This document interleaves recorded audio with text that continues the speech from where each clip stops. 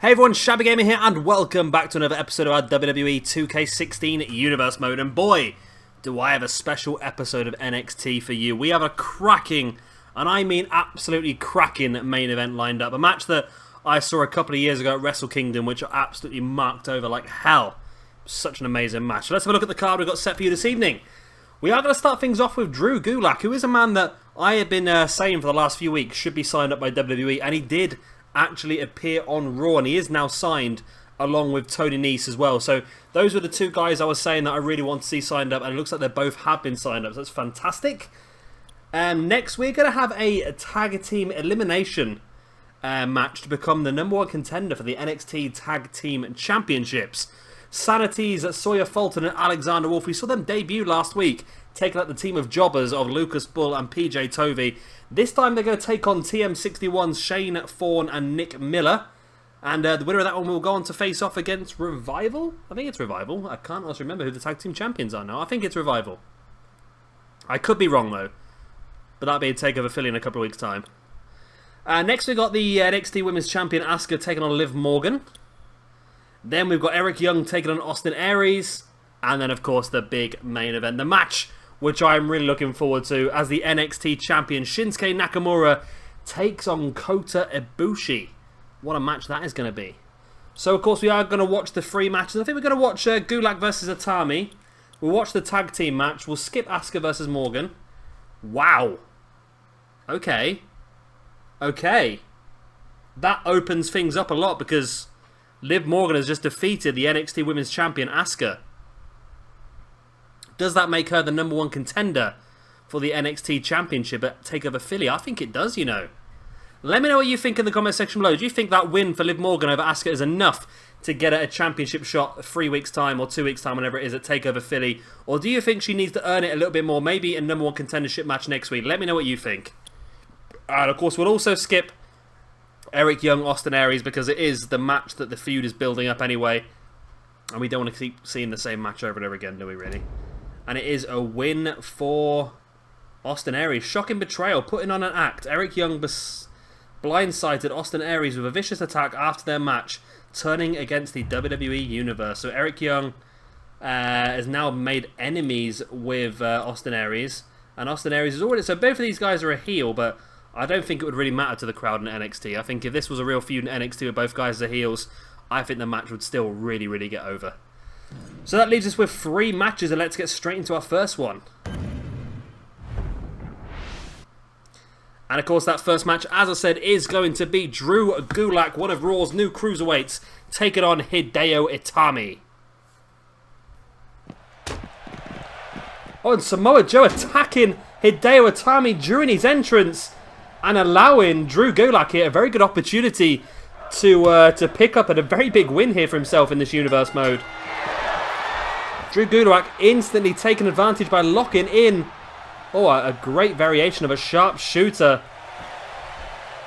And Hideo Itami is in trouble here. You've got to think that if Drew Gulak had an impact finisher, he may have got a lot more luck out of this. And there he is now, locking in another submission. Drew Gulak is a real submission specialist, and a great asset to the WWE. And I'm so glad they signed him, because he wasn't on their original list. And I was really gutted, because I didn't understand why both himself and Tony Nese had not been picked up, but the rest had. And it seems like they've changed their mind on that one. I don't know, they may have always been signed up, or it might have been a case of they weren't sure whether they were going to sign them or not, or whether a case of where they weren't sure whether they would sign, because they weren't, obviously, they weren't announced with the rest of the cruiserweights in the little vignettes. But it's great to see them there. And I did check as soon as I read that they were on Raw, because I don't actually watch Raw yet. I just read the results on Lords of Pain. And as soon as I read that they were going to be on there, first thing I did was went on the WWE website and I checked the Raw roster, and both Tony Nese and Drew Gulak are featured on the Raw roster. So they are both permanent members. They weren't just there for 1 week. They're both permanent members, and that is fantastic, because they're both fantastic wrestlers. And I think Drew Gulak is a guy I've been watching now for quite a few years, and he's done so well. He's really developed into something completely different from when I last saw him. He had a pretty decent gimmick when I was watching him over in CZW. But over the last couple of years, he's really developed his shoot wrestling skills and a lot more submission styles. And I think one of his matches in the Cruiserweight Classic against Zack Sabre Jr. was fantastic. So I'm really glad to see him get the opportunity in the WWE. And I'm hoping that these are not all sort of short-term contracts. I'm hoping all these guys are going to be kept with the WWE for at least a year or so. And then hopefully after then, they would have all improved and proved their worth so much to WWE. They will become long-term members of the roster because they're all definitely good enough wrestlers. No doubt about that. Drew Gulak once again going for the pin. He's still trying to steal this victory wherever he can. He knows that a win over someone as big as Hideo Itami could literally catapult Drew Gulak so high up the NXT roster, high up the rankings, potentially maybe even an outside bet for having an opportunity to get himself near that championship. Of course, it's not going to happen in this universe mode though, as we are coming to a close now. The next pay-per-view for every brand will be their last. So next weekend we have Clash of Champions, and that will be the last pay-per-view for Raw. The weekend after that we have NXT TakeOver Philly, that will be the last NXT pay-per-view and the last NXT show. And then the week after that we will have SmackDown's No Mercy, and that will be the last Universe Mode show. And then hopefully we'll only be a day or so away from WWE 2K17 being released, and we can get straight into that. I'm thinking 2K17 I am going to start uploading Universe Mode from day one. However, it's not going to be our main Universe Mode. I think I'll probably just play around with it for a month or so and just see how it works. And then once we've got an idea of how it works, then we will... then from that we will decide what we're going to do and push on from there. But I'm thinking... I don't know, I'm sort of torn. I don't know what you guys think. Shall we continue doing what we're doing here with the free Raw, SmackDown and NXT? I'm sort of leaning towards just concentrating on one show for a few weeks and really blitzing out and doing like 3 or 4 months worth of content in game, obviously, and then switching to a different brand. That way we can go off in the future. We can do stuff like Lucha Underground. We can do New Japan for a bit. We can do TNA. We can create our own company, which I think could be a great idea as well. We can do whatever we want, really. I think being stuck in one long-term universe, man, I don't think is the best idea. But I don't know. Yeah, we'll see how it goes. We'll see how it goes, I suppose. But of course, starting off, we're going to be doing a lot of random matches just to get a feel for the match types, how they work. Because I think there's a lot of match types we sort of avoid in this year's game, like tables and ladder matches, because the AI is not fantastic on them. But I think it looks like in 2K17 the AI has been greatly improved in some matches. Looks like table matches and ladder matches have gone through quite a big upgrade, as has the Universe Mode as well. Been looking at quite a few new details from the Universe Mode recently, and looking at the new promo system, and the promo system looks really good actually. It's all text-based, there's no voice involved, which is pretty good because obviously you can't have voice acting for every single superstar say a certain amount of things, can you really? So that's pretty good to see that there is text-based, and it means it's going to be no different if we start using created rest as well. There's going to be no difference. So that's pretty good. Also, they've made it feel a lot more like a show, I think, and you have to play the matches from the beginning to the end, I think. Because as it works, the commentators will talk about matches later on in the card. They'll talk about what's happened already in the card. And there'll also be a lot more transitions, and it'll look and feel a lot more like an actual show of wrestling, which is what I really want to do. I really want to make 2K17 feel more like an actual show rather than just some guy on YouTube blabbing away while he's hoping that people are watching. Hideo Itami now with a pin after that striking combination, and it is enough to keep Drew Gulak down. Gulak did put in a fantastic performance, but it wasn't quite enough for him to pick up the victory over Hideo Itami. Gulak had a big advantage, of course, as Samoa Joe assaulted Hideo Itami from behind during his entrance. Gulak tried to make the early offense effective, locked in a couple of really dangerous submissions, but Hideo Itami just would not tap, showing his resilience.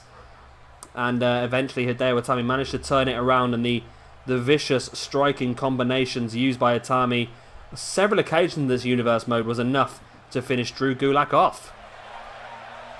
as we just see a last few other highlights. And of course, we will be seeing Hideo Itami taking on Samoa Joe at NXT TakeOver Philly. And of course, it's Philadelphia, the home of ECW, so we are going to have a slightly more hardcore aspect to the pay-per-view. We might even see a couple of hardcore legends. I'm still trying to come up with a card at the moment, but I'm thinking of bringing in a couple of hardcore legends, maybe the likes of a Sabu or an RVD or a Rhino or a Tommy Dreamer, Jerry Lynn, just a few things like that to try and add a little bit of extra something to the pay-per-view, which I think would be pretty good. I'm just trying to find people to have them to face off against. That's the one thing at the moment I'm looking for.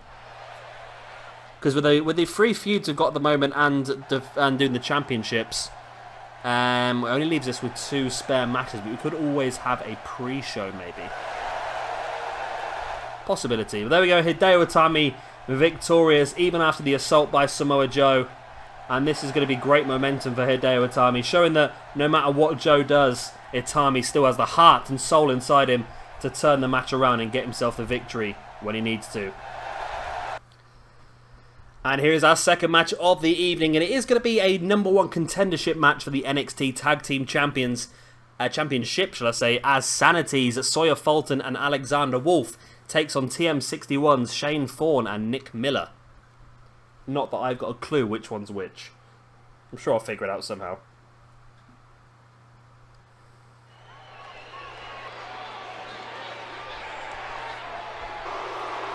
And here we go. I've been looking forward to this one. Another opportunity to see Sanity, of course. And I'm hoping once 2K17 comes out, these two guys would have obviously debuted on NXT television. And we can have a good idea of exactly what their attires are going to be like and stuff like that. So that'd be pretty much pretty better for us. Because at the moment, we're still using Sawyer Fulton's old attire. And Alexander Wolf, we're still using his attire that he used to wear in Germany as Axel Titscher, was it? Something like that. So, I know he's got Alexander Wolf for it. That must be his attire from NXT live shows then, maybe. So, yeah, it'd be good to see exactly what these guys are going to be wearing properly in attire-wise.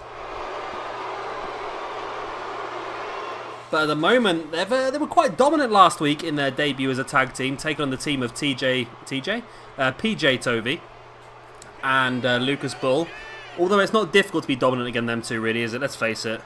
Our 2 resident jobbers, completely generic people, of course, I made up. But I just wanted a couple of people that we could use across some of the rosters just to give people an extra bit of a kick when they needed it. Because it has been difficult for some people sometimes to get their momentum, and once they pick up a couple of losses in a row, all of a sudden they really become... they really start to struggle, let's just say, and they tend to drop lower and lower and lower. The fact that TJ Perkins lost to Bo Dallas a couple of weeks ago really petrifies me. But of course he is going to be defending his Cruiserweight Championship against Jack Gallagher in a couple of weeks' time at NXT? No, he's not. At Clash of Champions, that's the one. So I'm not going to lie to you, I'm not 100% sure which TM61 guy is which. So I'm just going to try and avoid saying names, basically. At the moment, Sawyer Fulton has got control of one. The other one, I got a feeling... No, I haven't, no. I've got a feeling that Shane Thorne might be the one with a tattoo. I'm not 100% sure. I could just go with it, and I could either be wrong the whole way through or right the whole way through. Or I could just avoid the situation. I think I'll just avoid the situation altogether. Let's just hope that Sanity win, because I can't even try and do this again. I get frustrated with tag teams where I can't tell the difference. I don't mind the Revival so much because, well, the Revival are okay. I know which Revival member's which. But they do have their initials written on their trousers, which is quite handy. The people like the Usos, you probably know if you've watched a lot of my videos, you know I get annoyed with the Usos because I can't tell which one's which. I've actually got a note on my desk that says one Uso's got his face bit on the right hand side of his face and the other one's got on his left hand side of his face. That's how difficult I find it sometimes. So Wolf with a neck breaker on the inside of the ring. Remember, this is an elimination match, but I would say whoever's eliminated first, their tag team is really going to struggle because the 2-on-1 game in this game is really, really difficult. Wolf for that big knee to the face now as well, and Sawyer Fulton in control on the outside, and Sanity in control of this match completely now. Wolf in the middle of the ring, loose German suplex. Now, I think the pinfalls only take place inside the ring. So at the moment, only Alexander Wolf and the other guy that he's fighting against could be eliminated. So Sawyer Fulton and the other TM61 guy, Nick O'Shane on the outside, is not really in danger. So I don't know what they're going to do with TM61, because they've had a couple of matches where they've looked pretty good. They've had a couple of matches where they've been destroyed by the Authors of Pain. So I don't quite know what they've got in plan. And the Authors of Pain as well, I don't know what they've got planned for them, because with American Alpha going up onto the main roster, the Revival are currently the tag team champions, so it's heel champions. So I don't quite know what they've got in plan for the Authors of Pain. Whether they're just leaving them there at the moment just to continue just keeping them relevant, and then they might move them up to the main roster straight away. It's a possibility. They've done it with other people before.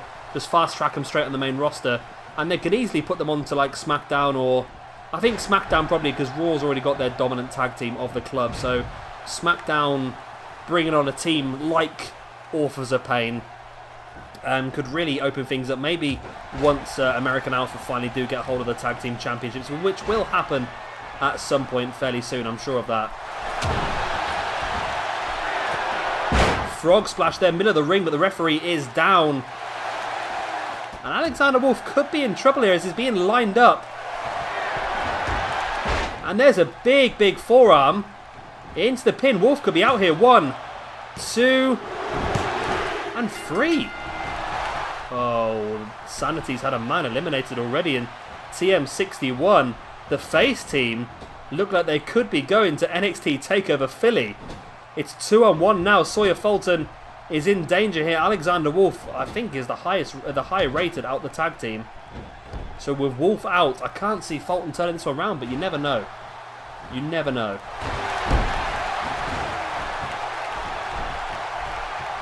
Fulton now has, I think, Shane Thorne. And there's a big power slam. I don't think he's going to get the opportunity there, because as soon as he goes to the pin, the other member of TM61 is just going to break it up. That's just what's going to happen. I don't know why I sent him outside the ring. Come on, keep him inside the ring. If you want to take him out, keep him inside the ring and take him down. That's the best way forward. You can't pin him out there, and you want to try and get him done as soon as possible. I'm pretty sure the Revival are the tag team champions, are they? I don't think Tommaso Ciampa and Johnny Gargano beat them at NXT TakeOver Brooklyn. I may be wrong. I could be wrong. I'm actually quite often wrong. So you never know. There's a suplex on the outside. Oh, I think Sawyer Fulton's legs, or even just the lower part of his legs, his ankles, catching that bottom of the turnbuckle. That was just not a sentence, was it really? Catching the apron is what I meant to say. His ankles caught the apron. So now they're stuck. There we go. Fulton now getting a little bit of an offense. It's a little bit messy when it gets 2-on-1 like this. And Fulton now is back in the ring. Both members of TM61 follow him in there. I don't think it's going to take much now to finish this off. Rolls him through. Super kick to the face. Sawyer Fulton is in danger here.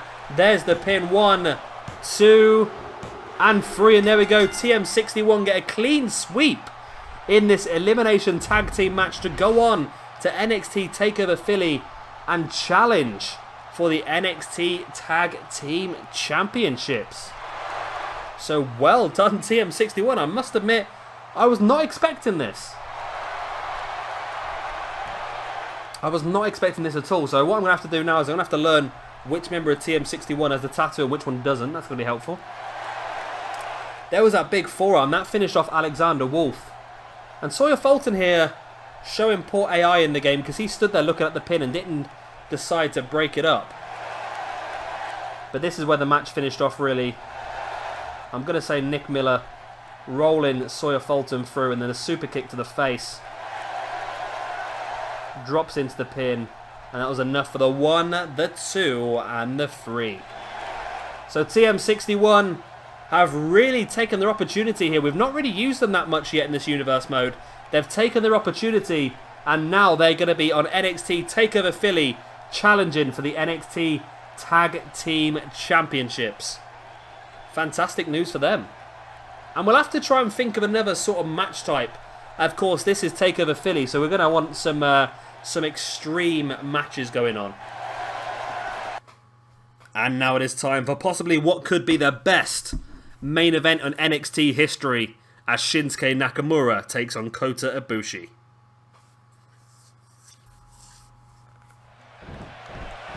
And here we go, both guys in the ring, staring each other down. Like I said, I watched this match a couple of years ago at Wrestle Kingdom for New Japan. Oh, and here comes Bobby Roode, the #1 contender to Shinsuke Nakamura's NXT Championship, making his way down here to ringside. We know what Bobby Roode's like.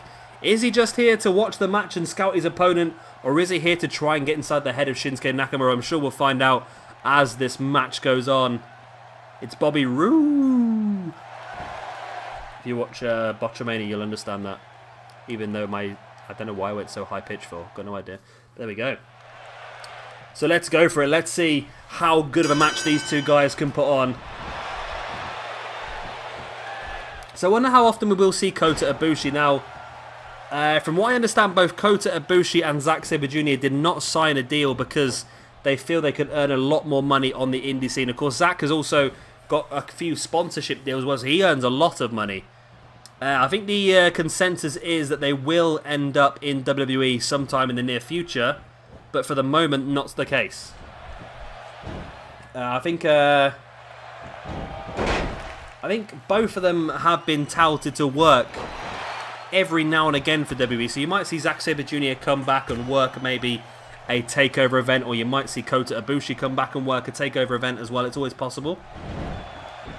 Whoa, I don't know what happened to Kota Ibushi there. He seemed to go a bit funny, and Shinsuke Nakamura just spears him off the apron to the outside, and this match is getting a little bit strong style straight away. Nakamura now the clubbing blow against the back of Kota Ibushi. Sends him... Oh, he's tripped over nothing there. Well done, mate. Well done. Nakamura now bringing Ibushi back up to his feet and sending him up the ramp now.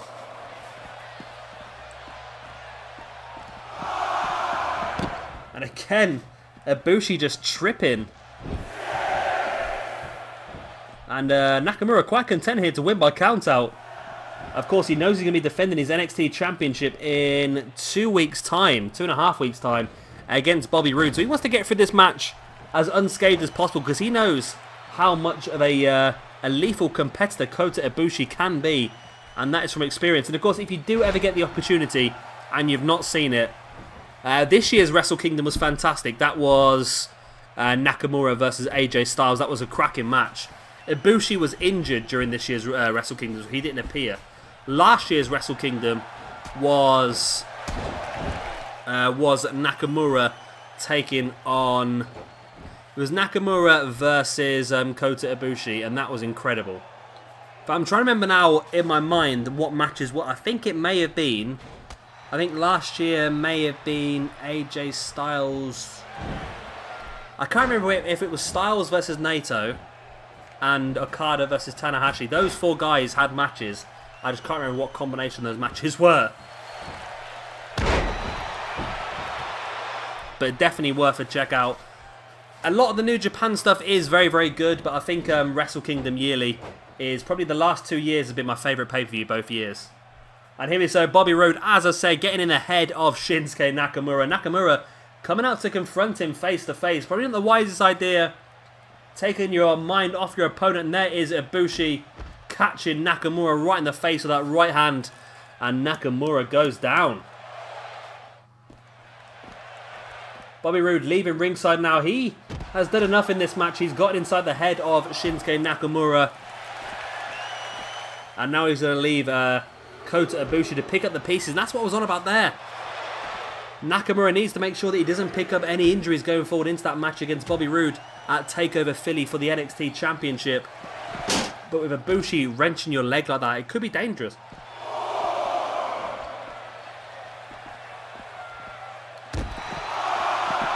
Referee's up to a 5 count as both guys finally back into the ring. Nakamura sending Ibushi into the turnbuckle. Big boot to the gut of Ibushi as well. And now Nakamura looking for that strong style stomp. It's amazing, isn't it, how many of Nakamura's moves were actually in the game before they even knew they had him. But of course, 2K17, I have got the NXT edition, so you will be seeing Shinsuke Nakamura on release day. And I've already announced on quite a few occasions, my first thing I'm going to upload from 2K17 is going to be Shinsuke Nakamura versus AJ Styles, a replay of that of that Wrestle Kingdom match from this January. And this could be a quick match here as Nakamura lining up Kota Ibushi. Kinshasa! Ibushi is down after the strong style knee strike. Roll up there. And this could be game, set, match, and no! Whoa, Kota Ibushi kicking out. Ibushi kicking out of what is possibly one of the most devastating moves in NXT. The move that won Shinsuke Nakamura the NXT Championship.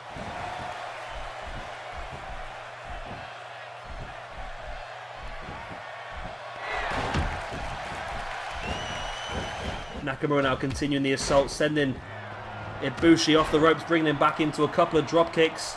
Ducks a clothesline into a neckbreaker.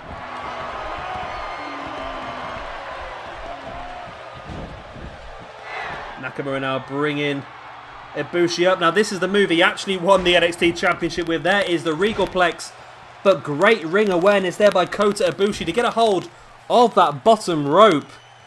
And Ibushi is causing Nakamura some problems here. He's survived the Kinshasa. He's survived the Regalplex. But is he going to survive the Fisherman's Michinoku driver? And is he going to survive a second Kinshasa? Nakamura on such great form. I think Bobby Roode has got inside his head, but I don't think he's got inside his head in a good way, as Nakamura looks to be really on form here. 1, 2, and 3. Mr. Charisma, Shinsuke Nakamura, picks up the victory against Kota Ibushi in what was actually quite a one-sided match. A match I was not expected to be quite as one-sided, actually.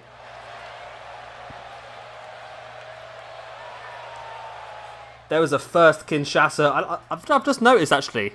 You might want to go back and just, if you can pause it at the right moment, I'm sure that when you hit that Kinshasa, you see like a load of spit coming out the mouth of Kota Ibushi.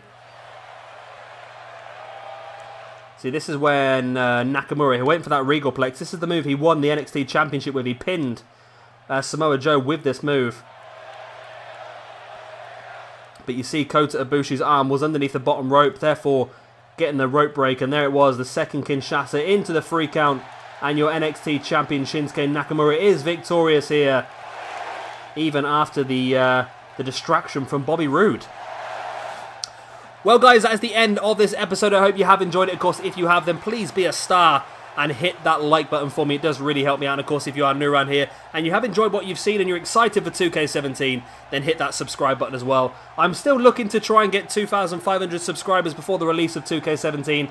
I don't think it's going to happen. I don't know. We're 2.5 weeks away from 2K17. It comes out on the 11th of October, and I need 33 more subscribers. So if you could help me reach that 2,500, I will be very, very appreciative, and I will make sure that I upload loads and loads and loads of 2K17 for you as soon as it comes out. I have booked a week and a half off from the release date of 2K17, so we're going to get a lot of stuff on there. But yeah, I hope you guys are going to join me there for it. I've been Shabby Gamer, thank you very much for watching, and I'll see you in a couple of days' time for our next episode of SmackDown Live.